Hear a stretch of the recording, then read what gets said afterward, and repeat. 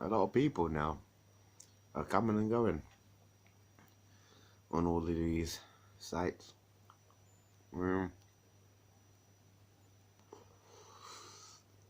it seems to me that after you've been on YouTube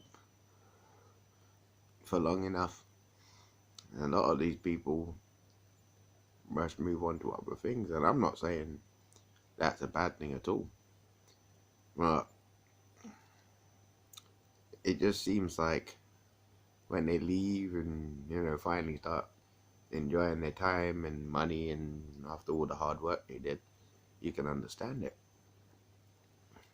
But then when they go off now, and obviously that space is going to be filled by a lot of others, tons of others. Obviously, to make a name for yourself now is still challenging. Well, there's plenty of people, but it's always a case of, well, I wonder who's going to be the next person that everyone's talking about.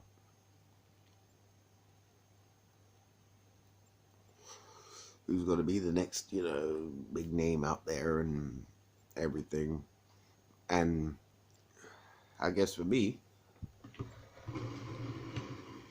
after all this time watching, I haven't really gone into many new creators and stuff like that. I've tried some, but there seems like there's nothing much happening.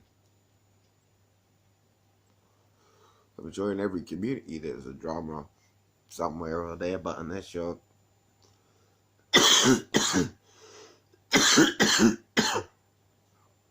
actively involved in different parts of the community, you won't see all of it. And if you're just in some of the communities, obviously you only see some, right? Which is fair enough. But then comes the question, well, I wonder what's going to happen, because a lot of people are leaving. A lot of the big names are taking a step back, taking time off. And yeah, I don't see it as a bad thing. But it's like, I think for some of these people, that's what they should have done a long time ago. Before letting it all get to them, or before things got out of hand, instead of them having mental breakdowns. And a lot of the people that I have seen on the site, all of a sudden, just one day, like, gone, and no one knows what happens to them. And then when you look at the videos to see where they are now, some of them moved on to bigger and brighter things. Some of them just went back to just regular life, I guess. The stress of being on camera all the time is something that gets to a lot of people. Either that, or they made the impression they wanted to make, got what they wanted out of it, and just left. And then there comes the question, like, well, what incentive is there really to stay? Like, what brings them back? Is it purely for the attention of it, or is it because they want to keep the fans and stuff like that up to date with what's going on? Or maybe could be a thing of maybe they just needed the money. I mean, I agree. It's always good not to just bow out and leave just like that in any event or in any situation, unless, of course, you had no choice and had no way to say, look, I'm done. I just thought, well, if it's the subscribers, yeah, you didn't get to where you are by yourself. You needed support to get there, because if all the YouTubers, TikTokers and that, literally everything on every platform, everyone's popularity just reset, and then people had to just go, oh, who do we watch first? Who do we talk about first? Who do we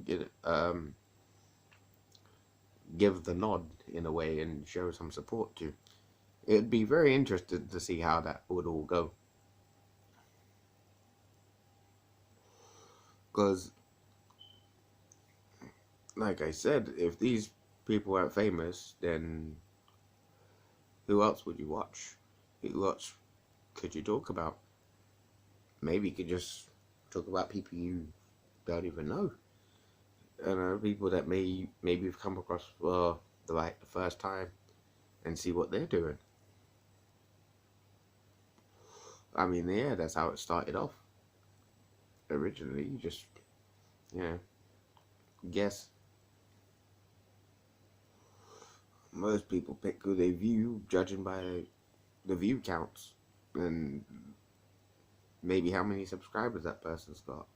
So it's like the people that come in and give your channel a chance first, those are the ones you should pay attention to, right? Because let's face it, you can't keep track of everybody, and you lose count at some point. And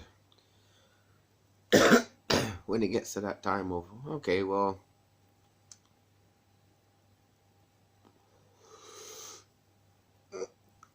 the subscriber count's gone into the next hemisphere.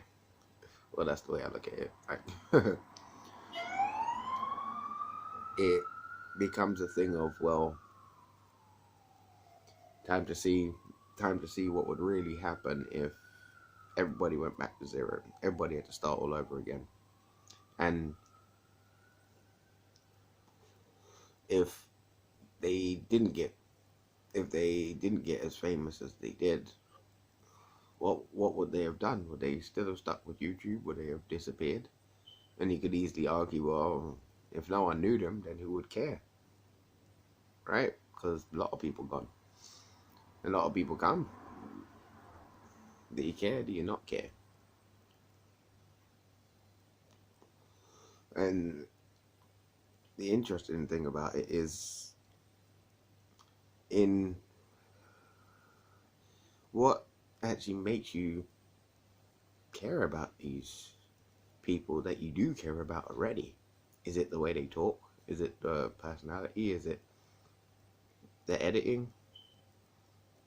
Hey, maybe it's just the type of person they are. And hopefully some other YouTubers